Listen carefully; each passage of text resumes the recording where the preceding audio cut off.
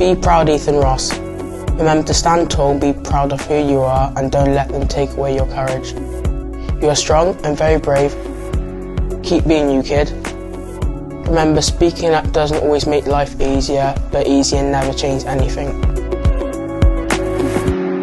Ethan's a young man that reached out to me. My Nana Sue wrote a letter to Raheem Sterling because I had racial abuse at my school. One of the ladies at the club that reads our fan mail said, I think this is a really touching subject and I feel you should have a look at it, and I did. People used to shout racial abuse at me most days in school. You know, writing back to Ethan, and of course with everything that's gone on with me, I just thought it would be, really nice to give him some word of encouragement and also help. Obviously in school, it was quite hard for me to deal with. I really wanted him to, know that I've seen the message and I'm thinking of him and the situation that he's been in, and someone that relates to him in that way, and not only just me that's supporting him.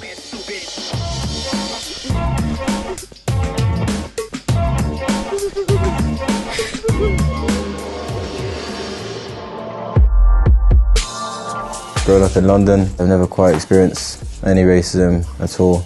And then going up north to Liverpool, those were the first time I'd come face to face with it.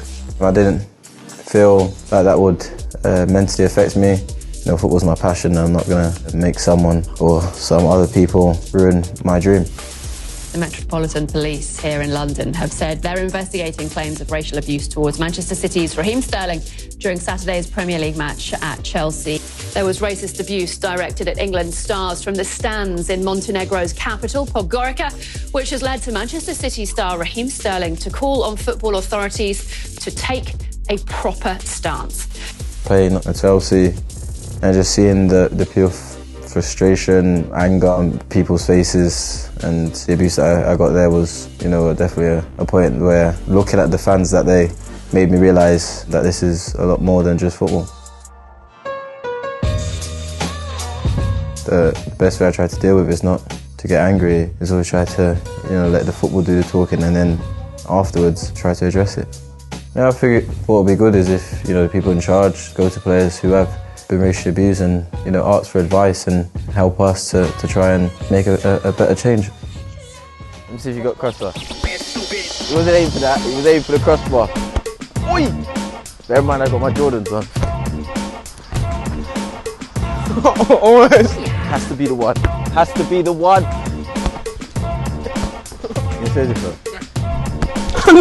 Did that go in or not? Oh, I thought it went over. No. We don't put it over, put it in. You ain't scoring one. Oh, what a save. Get that. Oh no! It's nice to be able to give him some words of encouragement, and after what he's faced, so it makes me smile, makes me happy. My friends in school think it's a very inspirational letter. Other people who are having this can reflect on this. There's young kids that look up to us, and the much we can do to help and support them and show them that we're there for them as well. We know we can't reach out to everyone, but at the same time, these little things do mean a lot to people. No, it's a real lovely gesture, and hopefully you can, in case anyone at the school or anywhere else is see anything, there's a lovely message on the wall. Since I have had that letter, I've stand tall and I've developed to be who I am.